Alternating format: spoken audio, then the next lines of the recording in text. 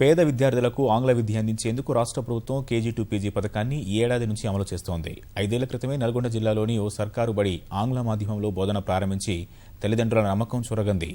సర్కారు చేయూత లేకుండానే అందుకు అవసరమైన సదుపాయాలను అక్కడి ఉపాధ్యాయులే సమకూర్చుకున్నారు. కేవలం ఆంగ్ల విద్యా బోధనే కాకుండా పోటీ పరీక్షలకు శిక్షణ ఇస్తున్న సర్కారు బడిపై ప్రత్యేక కథనం. నల్గొండ జిల్లా రామన్నపేట మండలం వెల్లంకి ప్రభుత్వ ప్రాథమిక పాఠశాల ఉపాధ్యాయులు 2011లోనే ఆంగ్ల మాధ్యమంలో బోధనకు శ్రీకారం చుట్టారు. అంతకుముందు ప్రతి ఏటా విద్యార్థుల సంఖ్య క్రమంగా తగ్గుతుండడాన్ని గుర్తించి అప్రమత్తమయ్యారు.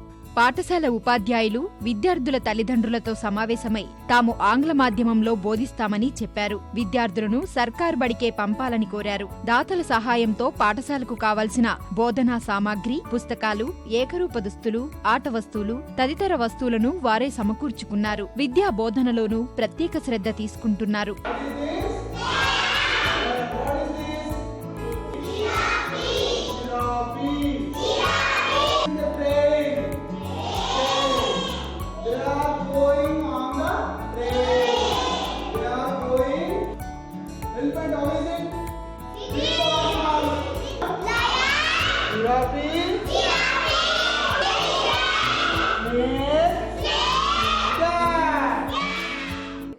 ఇంగ్లీష్ వల్ల చాలా మంది ప్రైవేట్ పిల్లలు కూడా ఇక్కడ జాయిన్ చేశారు సార్.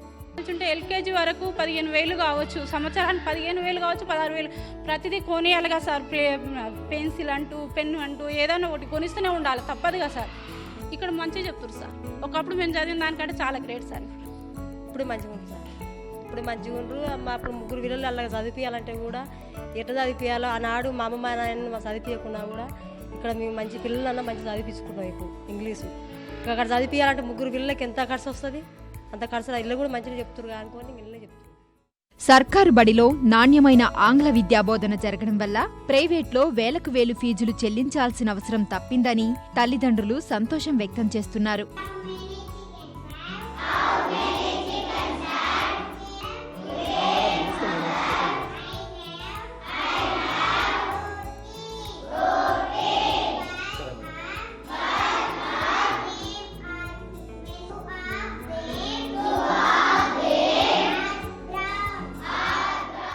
విద్యను కొనుక్కునే పరిస్థితి లేని వాళ్ళు ఎక్కువ ఉన్నారు కాబట్టి వాళ్ళంతా ప్రభుత్వ పాఠశాలకు వచ్చే అవకాశం ఉంది. కాబట్టి తప్పనిసరిగా సక్సెస్ అయ్యే అవకాశం ఉంది. నెలకు ఒకసారి ఖచ్చితంగా పేరెంట్ మీటింగ్ పెడతాడు. దానివల్ల ఇలా 220 మంది విద్యార్థులు జాయిన్ అయ్యారు. కాకపోతే ఏంటంటే తల్లిదండ్రుల ఆలోచన విధానంలో కూడా మార్పు రావాలి. గవర్నమెంట్ స్కూల్ ఏం చెప్తారు, అదే ప్రైవేట్ స్కూల్ అయితే బాగా చెప్తారనే ఆలోచన మొత్తం తల్లిదండ్రుల ఆలోచన విధానం మార్పు వస్తే కంపల్సరీ ఇప్పుడు ప్రభుత్వ పాఠశాలలు సక్సెస్ అవుతాయి. అటు ఆలోచన రావాలి. గవర్నమెంట్ కూడా సక్సెస్ మంచిగా శ్రద్ధ తీసుకుంటే సరిపోతుంది. ఫోన్ 2 గంటలు రాను 2 గంటలు నెలకు వచ్చేసరికి 900, 1000 రూపాయలు ఛార్జీలు. మళ్ళీ వచ్చిండా రాలేదు పిల్లగాడని చెప్పి అందుకోసం టెన్షన్. మళ్ళీ వస్తే ఏమైందో ఏం కథనో అదొక బాధలు. ఇలాంటివన్నీ తప్పించుకోవడం వల్ల మానసికంగా మాకు చాలా ఫ్రీగా ఉంది. తీసుకోవడం ఖచ్చితంగా ఇయ్యలేని పరిస్థితుల్లో ఉంటే ఆ విద్యార్థి గేటు బయట ఉంచి తల్లిదండ్రులు పిలిపించి మరీ డబ్బులు కట్టించుకున్న రోజులు నేను మా ఫ్రెండ్ తోటి వెళ్ళి రావణపేటలో ఒక ప్రైవేట్ స్కూల్లో చూడడం కూడా జరిగింది.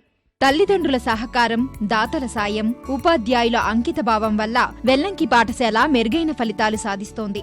ఆంగ్ల మాధ్యమ గురుకుల పాఠశాలల్లో ప్రవేశాల కోసం ప్రత్యేక శిక్షణ కూడా ఇచ్చారు. ఎందరో విద్యార్థులు మంచి ర్యాంకులు సాధించి సీట్లు కూడా పొందారు. ఉపాధ్యాయుల అంకితభావం వల్ల వెల్లంకి సర్కార్ బడిపై తల్లిదండ్రుల్లో నమ్మకం పెరిగింది. ఫలితంగా 78 మంది ఉండే విద్యార్థుల సంఖ్య ఇప్పుడు 210కి పెరిగింది. కాబట్టి పిల్లలకు తల్లిదండ్రులకు నమ్మకం కలిగేటట్టుగా మేము ప్రతి సంవత్సరం కూడా పిల్లలకు రెసిడెన్షియల్ ఇంగ్లీష్ మీడియంలోనే కోచింగ్ ఇచ్చి ప్రతి సంవత్సరం 3 నుంచి 4 వరకు సీట్లు కూడా సంపాదిస్తున్నాం ప్రతి సంవత్సరం కూడా మా స్కూల్ నుంచి.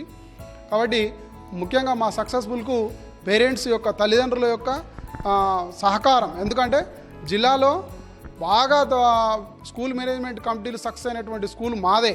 పిల్లలు చాలా యాక్టివ్గా ఉన్నారు. ఎందుకంటే వాళ్ళు స్టార్టింగ్ స్టేజ్లో ఉన్నారు కాబట్టి వాళ్ళకు కూడా ఇంగ్లీష్ అంటే చాలా ఇంట్రెస్ట్ కాబట్టి అదేవిధంగా వాళ్ళు కూడా వాళ్ళ యొక్క ఇంటి పక్కల వాళ్ళు ఇంగ్లీష్ మీడియం పోతున్నారు.